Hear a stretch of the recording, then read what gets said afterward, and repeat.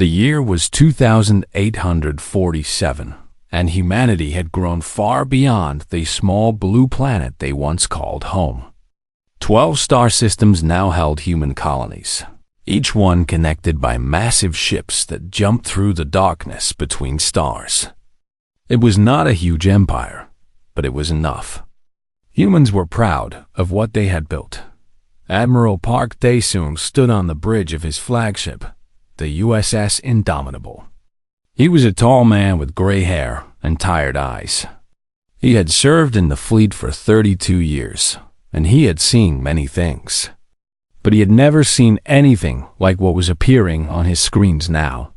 "Admiral," said Lieutenant Han Jae-won, his voice shaking slightly, "we are picking up ships. Many ships. They are coming out of hyperspace at the edge of the system." Park walked to the main display and watched as red dots appeared one after another. 10 ships. Then 50. Then 200. The count kept climbing until it reached a number that made his stomach turn cold. 3,000 alien warships now floated at the edge of human space. "Do we know who they are?" Park asked. Lieutenant Commander Kim Yuna, his weapons officer, pulled up the data on her console. She was young but brilliant, with sharp eyes that missed nothing. "The computer is matching their ship designs now, sir." They are the Velari Dominion." A heavy silence fell over the bridge. Everyone knew that name. The Velari were an ancient race of insect-like creatures who had conquered over 200 different species across the galaxy. They did not negotiate. They did not make friends. They simply took what they wanted and crushed anyone who stood in their way. "They are hailing us," Han said quietly. Park took a deep breath. "Put it on screen." The display flickered, and then a face appeared. It was not really a face in the human sense. The creature had a hard shell covering its head, with 2 large compound eyes that seemed to look in every direction at once. 4 sharp mandibles clicked together as it spoke, and a translation appeared at the bottom of the screen. "I am High Prelate Skith of the Velari Dominion," the creature said. Its voice was translated into a cold, mechanical tone. "Your species has been evaluated. You are weak. Your technology is primitive. Your worlds are now property of the Dominion. You have 1 rotation of your planet to surrender. If you do not, we will destroy you." Park felt anger rising in his chest, but he kept his face calm. "This is Admiral Park Dae-sung of the United Earth Defense Fleet. We have no quarrel with your people. We wish only to live in peace." Skith made a sound that might have been laughter. His mandibles clicked rapidly. "Peace? You speak of peace? Look at your ships, human. Look at your weapons. You have no railguns, no plasma lances, no graviton beams. You fight with chemical rockets and explosive missiles like children playing with fire.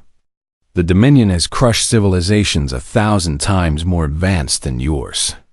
What makes you think you can ask for peace?" "We are willing to negotiate," Park said carefully. "We can offer trade, knowledge, cultural exchange. We do not negotiate with insects." Skith interrupted. "You are beneath us. Your species will serve the Dominion, or your species will die. There is no third option?" The transmission ended. For a long moment, no one on the bridge spoke. Park stared at the empty screen, his hands gripped tightly behind his back. "Sir," Kim said softly. "What do we do?" Before Park could answer, another alert sounded. Han checked his console and his face went pale. "Admiral, we just received word from command. They sent a diplomatic ship to meet the Velari 3 hours ago. The ship was carrying Ambassador Shin and his entire team. And?" Han swallowed hard. "The Velari destroyed it. No survivors. They broadcast the destruction to all human colonies. They wanted us to see." Park closed his eyes. Ambassador Shin had been his friend for 20 years. They had served together when they were both young officers. Now he was gone, murdered by creatures who saw humans as nothing more than bugs to be stepped on. "Get me President Beak," Park said quietly. "Secure channel, now." It took only a few minutes for the connection to be made. President Beak Seung-min appeared on the screen. He was an older man with a kind face, but right now that face was filled with grief and determination. "I know what you are going to ask," Beak said before Park could speak. "The answer is yes. The council has already voted. All 12 governors. Unanimous." Park felt something cold settle in his stomach. "Sir, are you certain? Once we use it, there is no going back. The galaxy will know what we are capable of. They killed our diplomats, Dae-sung. They laughed while they did it. They think we are weak because we chose not to build the weapons that other species use. They have no idea what we actually built instead." Beak paused. "The authorization codes are being sent to your ship now. Category Omega is lifted. May God have mercy on all of us." The transmission ended. Park turned to face his bridge crew. They were all looking at him, waiting. Some of them knew what Category Omega meant. Others did not. But all of them could see the weight that had just settled on their admiral's shoulders. "Lieutenant Han," Park said, "signal the rest of the fleet. We are moving to defensive positions at Proxima Gate. That is where they will attack first." "Yes, sir." "Lieutenant Commander Kim." Park looked at his weapons officer. "Begin the activation sequence for the main batteries. You know the ones I mean." Kim's eyes widened. She had been one of the few officers briefed on the classified weapon systems that humanity had developed and then buried. Weapons so terrible that the mere knowledge of their existence was restricted to the highest levels of command. "Sir," she whispered, "are we really going to use them?" Park looked out the viewport at the stars. Somewhere out there, 3,000 enemy ships were preparing to attack his people. They were laughing at humanity. They thought humans were weak. They were about to learn how wrong they were. "We tried peace," Park said quietly. "We tried diplomacy." They answered with murder and mockery. "So now we will answer them in the only language they seem to understand." He turned back to his crew. "Prepare for battle." 158 years before the Valari arrived, a young scientist named Lee Tae-hyun sat alone in his laboratory in Seoul. It was late at night, and the building was empty except for him. Rain tapped against the windows as he stared at the numbers on his computer screen. His hands were shaking. "No," he whispered to himself. "This cannot be right. I must have made a mistake somewhere." He ran the calculations again. Then again. Then a fourth time. Each time, the result was the same. The math did not lie. What he had discovered was real. The door opened behind him, and his assistant Choi Minji walked in carrying 2 cups of coffee. She was a small woman with glasses and messy hair, and she had been working with Lee for 5 years. "You are still here?" she asked. "It is almost midnight. Your wife called the lab 3 times. Lee did not answer. He just kept staring at the screen. Minji set down the coffee and looked over his shoulder. The equations meant nothing to her at first. She was a physicist too, but this was beyond anything she had studied. Then slowly, as she read through the notes, her face changed. "Tae-hyun," she said softly. Is this what I think it is?" "It works," Lee said. His voice sounded hollow. "The kinetic resonance amplifier. It actually works. I thought it was just theory. I thought there was no way to generate that kind of force without a power source the size of a planet. But I found a way. The space-time manipulation creates a feedback loop that amplifies the initial energy input by a factor of 10 million. In simple words," Minji said slowly, "what does that mean?" Lee finally looked up at her. His eyes were red from staring at the screen for too long. "It means we can create a weapon that does not fire bullets or energy beams. It fires pure force, a shockwave that moves at 70% of the speed of light. And the displaced energy from that shockwave spreads outward in all directions, destroying everything in its path. How powerful! Lee was quiet for a moment. In my simulations, a low-power test shot cracked a moon in half. Minji sat down heavily in a nearby chair. The coffee grew cold in its cups, forgotten. "We have to tell someone," she finally said. "I know," Lee replied. "But once we do, nothing will ever be the same." They reported their findings to the government the next morning.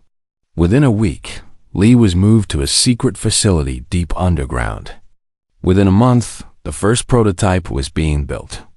Within a year, the weapon was tested on a dead asteroid in an empty system far from any human colony. The results were exactly as Lee had predicted. One shot turned the asteroid into dust. The shock wave continued outward and damaged 3 unmanned monitoring stations that had been placed millions of kilometers away. The United Earth Council held an emergency meeting. For 3 days, the leaders of humanity argued about what to do. Some wanted to build more weapons immediately. Others wanted to destroy all records of the research and pretend it never happened. In the end, they chose a middle path. They would build the weapons, but they would never use them unless humanity faced extinction. The technology was classified as Category Omega, the highest level of secrecy that existed. Only a handful of people would ever know about it. The weapons would be hidden, maintained in secret, and prayed over by those who knew what they could do. Dr. Lee Taehyun died in 2743 at the age of 92. He never saw his creation used in actual combat. Some said this was a mercy. Now, 158 years later, Admiral Park Dae-sung stood in a sealed room aboard the Indomitable. Before him was a console that had been locked since the ship was built. Red warning lights flashed on every surface. Lieutenant Commander Kim Yuna stood beside him, her face pale. "Authorization codes received and verified," the computer announced. Category Omega restrictions lifted. "Admiral Park Dae-sung, you are now cleared to access primary weapon systems." Park placed his hand on the scanner. A needle pricked his finger, taking a blood sample. Retinal scanners checked his eyes. Voice recognition analyzed his speech as he spoke the final authorization phrase. "I, Admiral Park Dae-sung, accept full responsibility for the deployment of Category Omega weapons. May history judge us kindly." The console came to life. Displays showed the status of weapons that did not officially exist. The kinetic resonance amplifiers, mounted in hidden compartments throughout the ship. There were 4 of them aboard the Indomitable, and each one could crack a world. "How long until they are ready to fire?" Park asked. "The charging sequence takes approximately 30 minutes, Kim replied. "But, sir, the power requirements are enormous. We will have to shut down non-essential systems throughout the ship." "Do it," Kim hesitated. "Admiral, may I speak freely?" "Always. I read the classified files when I was promoted to this position," she said quietly. "I know what these weapons can do. Once we fire them, every spacefaring civilization in the galaxy will know that humanity has this technology. Some will fear us. Some will want to destroy us before we can become a threat. Are we prepared for that?" Park was quiet for a long moment. Through the small window of the sealed room, he could see the stars sliding past as the Indomitable moved toward the coming battle. "The Valari have conquered 200 species," he finally said. "They have enslaved billions of beings. They came to our home with 3,000 warships because they thought we were weak. They killed Ambassador Shin and his entire team because they saw us as nothing more than insects to be crushed." He turned to face Kim directly. "I do not want to use these weapons. I have spent my entire career hoping we would never have to. But we did not start this fight, Lieutenant Commander. We tried to end it with words, and they answered with death. So now we will show them what happens when you push humanity too far. Kim nodded slowly. I understand, sir. I will begin the activation sequence immediately. As she worked at the console, Park looked at his hands. They were steady now. The fear and doubt had been replaced by something colder, something harder. The Valari had laughed at human technology. They had mocked the lack of railguns and energy weapons. They thought humanity had failed to develop advanced arms because they could not. They had no idea that humanity had developed something far worse, and then hidden it away out of fear of what it could do. That fear was about to become the Valari's nightmare. The Valari fleet moved through space like a wave of death. 3,000 warships flew in perfect formation, their hulls gleaming under the light of distant stars. At the center of this massive armada sat the Eternal Conquest, the personal flagship of High Prelate Skith. Skith stood on his command bridge, his forelegs clicking against the metal floor as he moved between stations. His compound eyes watched the tactical display with satisfaction. The human defense fleet was forming a line near the Proxima Gate, a hyperspace transit point that connected to 3 other human systems. How many ships did they have? Skith asked. His tactical officer, Sub-Prelate Vrix, checked the sensors. 47 vessels, High Prelate. Their largest ship appears to be approximately 2.3 million tons. None of them match our size or armament. Skith's mandibles clicked together in what passed for laughter among his kind. 47 ships against 3,000.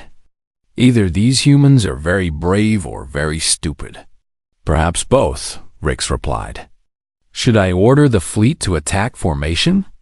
Not yet. First, let me enjoy this moment.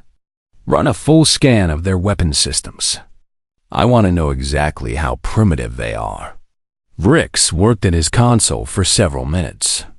When the results came back, he made a strange sound that was almost a giggle. High Prelate, this is remarkable. Their ships have no energy weapons at all. No railguns, no plasma lances, nothing. They appear to rely entirely on chemical thrusters for movement and some form of explosive missiles for combat. Missiles? Skith could not believe what he was hearing. They fight with missiles? Like savages throwing rocks?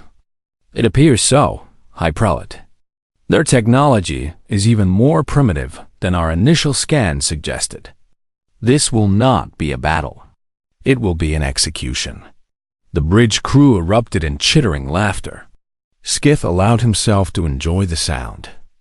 After so many centuries of conquest, it was rare to find a species this helpless. Usually, civilizations had at least some advanced weapons to make the fight interesting. These humans had nothing. Open a channel to their flagship, Skith ordered. I want them to hear us laughing before they die. On the bridge of the Indomitable, Admiral Park stood with his hands clasped behind his back. Lieutenant Han reported that the enemy was broadcasting on all frequencies. They are laughing at us, sir, Han said, his face red with anger. They are telling their entire fleet that we are primitive and that destroying us will be easy. Let them laugh, Park replied calmly. Lieutenant Commander Kim looked up from her weapons console. Main batteries at 97% charge, Admiral. Full power in 40 seconds. Good. Lock in firing solution Alpha 7. Target the center of their formation. Kim's fingers moved across the console. Her heart was beating fast, but her hands were steady. She had trained for this moment her entire career, even though she had always hoped it would never come. Firing solution locked, she reported. Ready on your command. Park watched the tactical display. The Valari fleet was beginning to move forward, spreading out into an attack formation. They were confident. They were arrogant. They had no idea what was about to happen. Lieutenant Han, Park said quietly, send a final message to the Valari. Tell them that this is their last chance to withdraw. Tell them that we do not wish to destroy them, but we will if they force our hand." Han sent the message. The response came back almost immediately. "They are laughing again, sir." Their commander says, and I quote, "The insects are begging for mercy. How delightful. We will display your admiral's head on our trophy wall." Park nodded slowly. He had expected nothing less. The Valari were incapable of seeing other species as equals. They only understood power and domination. Very well. They would receive a lesson they would never forget. "Main batteries at 100%, Kim announced. "Open the weapon bay doors." Deep within the Indomitable, massive blast doors began to slide apart. The ship shuddered as hidden compartments revealed themselves. At the bow of the vessel, a barrel emerged from what had appeared to be solid hull plating. It was not like any weapon the galaxy had ever seen. There was no glowing energy, no spinning magnets, no visible mechanism at all. Just a smooth, dark opening that seemed to swallow light itself. On the Eternal Conquest, Rick suddenly leaned forward at his console. "Aye, Prelate, something strange is happening on the human flagship." They are opening some kind of weapon bay." "A weapon bay?" Skith turned to look at the display. "For what? More primitive missiles?" "I do not know. The sensor readings are unusual. I have never seen energy signatures like this before." For the first time, Skith felt a tiny flicker of uncertainty. But he pushed it away. These were humans. They had no advanced technology. Whatever they were revealing, it could not possibly threaten the might of the Valari Dominion. "Continue the attack," he ordered. "Destroy them all." On the Indomitable, Admiral Park stood perfectly still. The bridge was silent, except for the soft hum of the ship's systems. Every officer was at their station, every eye focused on the task at hand. "Fire," Park said. Kim pressed the button. For a single heartbeat, nothing seemed to happen. The weapon made no sound. There was no flash of light. No visible projectile left the barrel. But something moved through space. Something invisible and impossibly fast. It was not matter. It was not energy in any traditional sense. It was pure force, compressed and accelerated to a speed that should have been impossible. And it was heading straight for the heart of the Valari fleet, on the Eternal Conquest. Rix stared at his console in confusion. The sensors were going crazy, showing readings that made no sense. "High Prelate," he said, his voice uncertain. "There is something coming. Something moving very fast. But I cannot identify what it is. It is not a missile. It is not an energy beam. It is... I do not know what it is." Skith leaned forward, his compound eyes trying to make sense of the display. "How fast is it moving?" "0.7 light speed." "That is impossible. Nothing solid can move that fast without..." He never finished the sentence. The shockwave hit. The center of the Valari formation simply vanished. There was no explosion in the traditional sense. No fire, no flash of light, no dramatic destruction. One moment, 1,400 warships floated in perfect formation. The next moment, they were gone. The invisible shockwave hit them at 70% of the speed of light, and their massive hulls crumpled like paper in a storm. The ships, at the very center of the impact, were compressed into objects smaller than a human fist. The incredible pressure squeezed metal and flesh and bone into tiny balls of super-dense matter before those balls exploded outward in sprays of white-hot plasma. Ships that had been the pride of the Valari fleet, each one carrying thousands of soldiers, were reduced to clouds of glowing dust in less than a second. But the horror did not stop there. The secondary shockwave came next. When the primary force hit the Valari ships, it displaced an enormous amount of energy into the surrounding space. This energy spread outward like ripples in a pond, but these ripples were made of pure destruction. Ships that were kilometers away from the initial impact zone found their shields overloaded and their hulls cracking from the lows. Pressured out, the wave continued to expand. 50 kilometers, 100 kilometers, 200 kilometers. Warships that had thought they were at a safe distance began to break apart. Their crews had no time to escape. Many of them died without ever understanding what had killed them. On the Eternal Conquest, High Prelate Skith was thrown across his command bridge as the Shockwave clipped his flagship. The ship was far from the center of the impact, but even the edge of that terrible wave was enough to tear away the entire port side of the vessel. Skith hit the wall hard. He felt 3 of his 6 legs snap on impact. Pain flooded through his body, but he forced himself to stay conscious. He had to understand what had just happened. He had to know. He dragged himself across the ruined bridge, leaving a trail of green blood behind him. Emergency lights flashed red. Alarms screamed. The deck was tilted at a strange angle, and pieces of debris floated in the areas where artificial gravity had failed. Finally, Skith reached a console that was still working. He pulled himself up and stared at the tactical display. Half of his fleet was gone, not defeated, not retreating. Gone. 1,400 ships, more than 1 million soldiers, simply erased from existence. Where they had been, there was now only an expanding cloud of debris and radiation. What? Skith's voice came out as a broken rasp. What did they fire? What weapon was that? Subprelate Vrix lay on the floor nearby. He was dying. His body was crushed beneath a fallen support beam, and green blood pooled beneath him. But somehow, he was still conscious. No railgun, Vrix whispered. No energy weapon. Sensors detected no projectile. I do not understand. I do not understand what they did. Skith stared at the display. His compound eyes, designed to see in multiple spectrums simultaneously, could find no explanation for what had happened. The humans had fired once. Just once. And half of the greatest fleet the Dominion had ever assembled was now scattered atoms. On the bridge of the Indomitable, there was only silence. Admiral Park stood frozen, his eyes fixed on the viewport. He had known what the weapon could do. He had read the classified reports. He had seen the test recordings.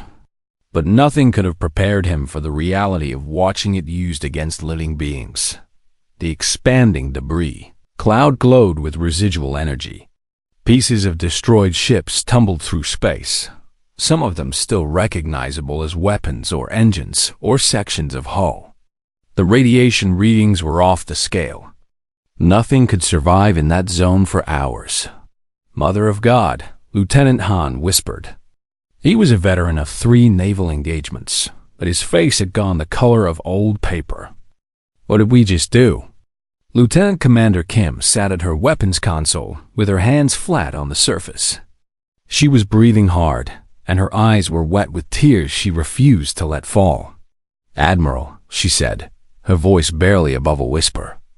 We fired 1 shot. 1 single shot. And we destroyed 1,412 vessels, the tactical computer reported in its calm, mechanical voice. Estimated enemy casualties, 1,200,000. Secondary shockwave damage is still being calculated. Additional enemy vessels are showing critical system failures. Park closed his eyes. He had killed over 1 million beings with a single command. He had known this moment might come someday. He had prepared himself for it as best he could. But preparation meant nothing in the face of such destruction. Sir, Han said suddenly, the remaining enemy ships. They are running. Park opened his eyes and looked at the tactical display. It was true. The surviving Velari warships had abandoned their attack formation. They were scattering in all directions, their engines burning at maximum power as they fled toward the edge of the system. Should we pursue? Han asked. Park shook his head slowly. No, let them go.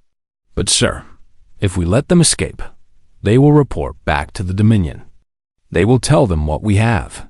That is exactly what I want. Park turned away from the viewport. He suddenly felt very old. The Dominion needed to learn that humanity is not prey. Now they know.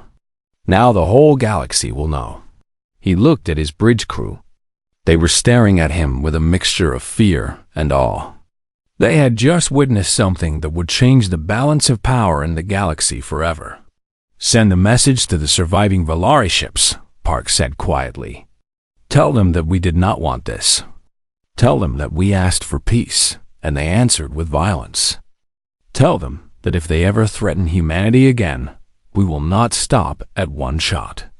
Han nodded and began transmitting. Kim finally looked up from her console. Her face was pale, but her voice was steady. Admiral, the weapon is recharging. We can fire again in approximately 20 minutes. Understood. Park walked slowly to his command chair and sat down. His body felt heavy, as if the weight of all those deaths was pressing down on him. Maintain defensive positions. Monitor the retreat. And someone start counting our own losses. Sir, we did not lose any ships, Han reported. The enemy never got close enough to engage us. Park nodded, but there was no satisfaction in his expression. They had won the battle without losing a single human life. They had protected their people, their colonies, their way of life. By any military measure, it was a perfect victory. So why did it feel so much like defeat? The debris cloud continued to expand, carrying with it the remains of 1 million Valari soldiers who had come to conquer and found only death. The radiation would take years to disperse. This region of space would be marked on star charts as a hazard zone for decades. And somewhere out there, the survivors of the greatest military humiliation in Valari history were racing home to tell their masters what the humans had done.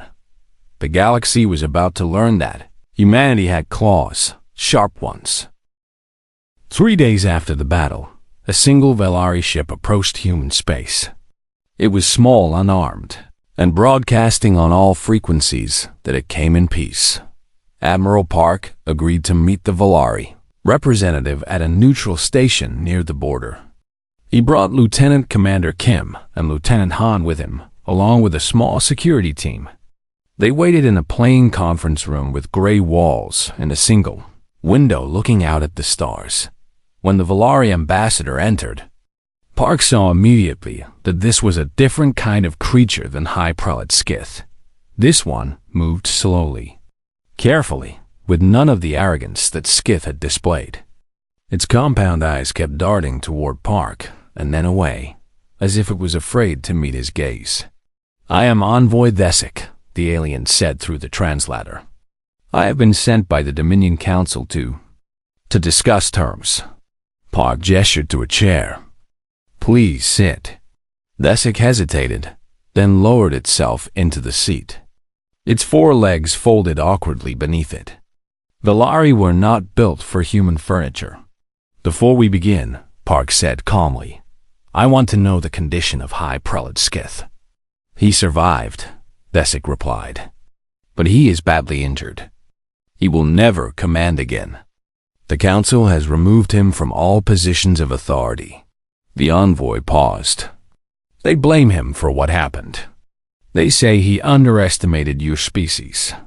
They say his arrogance led to the greatest military defeat in our history.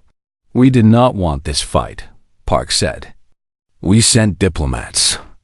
Your prelate killed them. I know. Thesic's mandibles clicked softly. I know what he did. The Council knows what he did. And now the Council wants to know something else. They want to know what you fired at our fleet. Kim shifted in her seat. Han's hand moved slightly toward his sidearm. But Park remained perfectly still. Why do you want to know? He asked, because we need to understand. Thesic leaned forward, and for the first time, Park saw genuine fear in those alien eyes. Our ships are equipped with the finest sensors in the galaxy. We have faced every weapon known to spacefaring civilizations. Railguns, plasma lances, graviton beams, antimatter bombs. We know them all. But what you fired, our sensors could not identify it. There was no projectile. There was no energy beam. There was nothing but force. Pure, impossible force. How did you do it? Park was quiet for a long moment. He looked out the window at the distant stars. Somewhere out there was the debris field that used to be half the Valari fleet. Somewhere out there was the proof of what humanity could do when pushed too far. You came to our space because you thought we were weak, Park finally said. You scanned our ships and saw no railguns, no energy weapons. You saw missiles and chemical thrusters, and you laughed. You called us primitive. Yes, Desic admitted. But you made a mistake, Envoy. You assumed that because we did not have the weapons you understood, we had no weapons at all. You never considered that we might have developed something different. Something beyond your comprehension. Desic's mandibles trembled. What do you mean? Park turned to face the alien directly. Humanity discovered how to build railguns and plasma weapons 2 centuries ago. We had the technology. We had the resources. But we chose not to build them. Do you want to know why? Yes, because we had already built something far more dangerous. Something so terrible that we buried it away and prayed we would never have to use it. Park's voice dropped to something cold and hard. Your people forced our hand. You killed our diplomats. You laughed at us. And now 1,500 of your ships are scattered atoms, and your empire knows fear for the first time in 10,000 years. The conference room was silent. Desic seemed to shrink in its chair, all of its earlier composure gone. What do you want? The envoy whispered. Peace, Park said simply. Real peace. Not the submission you offered us before. Not conquest or domination. Coexistence. The Council will want terms. Then here are our terms. First, the Dominion will withdraw from this entire sector of space. Second, you will release every species you have enslaved. Every single one. Third, you will never threaten humanity again. Park paused. If you agree to these terms, we will not fire a second shot. We will not hunt down your surviving ships. We will not seek revenge for our murdered diplomats. We will simply watch and wait and hope that your people can learn to see other species as equals instead of prey. Desic sat in stunned silence for a long moment. And if we refuse? Park did not answer with words. He simply looked at the envoy with eyes that had seen over 1 million deaths and would never be the same again. Desic understood. I will take your terms to the council, the envoy said quickly. I believe they will accept. They have no choice. What you have shown us? It changes everything. The meeting ended shortly after. Desic returned to its ship and left the system at maximum speed. Park watched it go, then turned to find Kim standing beside him. Do you think they will really change? She asked quietly. I do not know, Park admitted. The Valari have been conquerors for 10,000 years. That is not easy to change. But maybe this will be the start. Maybe watching half their fleet die in a single shot will make them reconsider their way of life. And if it does not? Park looked at his weapons officer. She was young and brilliant, and she had helped him kill 1 million beings. She would carry that weight for the rest of her life, just as he would. Then we will be ready, he said. 1 year later, Admiral Park retired to a small house in Bizen, on the coast of Korea. He had served humanity for over 3 decades, but now he was tired. He wanted to watch the ocean and listen to the waves and try to forget the things he had done. Captain Kim Yuna visited him sometimes. They never spoke about the battle. They never spoke about the weapon. They just sat on his porch and watched the sunset and remembered the friends they had lost along the way. The Valari Dominion kept its word. They withdrew from human space. They began releasing the species they had enslaved. The process was slow and difficult, but it was happening. The galaxy was changing, and across the stars, every spacefaring civilization now knew one simple truth about the strange creatures from the small blue world called Earth. Humans did not have railguns. They had something far worse, and they had chosen, out of mercy and hope, not to use it again. But if anyone ever threatened their home, their families, their way of life, they would not hesitate. That was the lesson of the Battle of Proxima Gate. That was the price of power. And that was why, across all the worlds of the galaxy, species who had never heard of Earth before now spoke the name of humanity with a mixture of wonder and fear. Not because humans were the strongest, not because humans were the most advanced, but because humans had looked at the most terrible weapon ever created, buried it away in horror, and then used it without hesitation when their children were threatened. That was the true nature of humanity, and the galaxy would never forget it.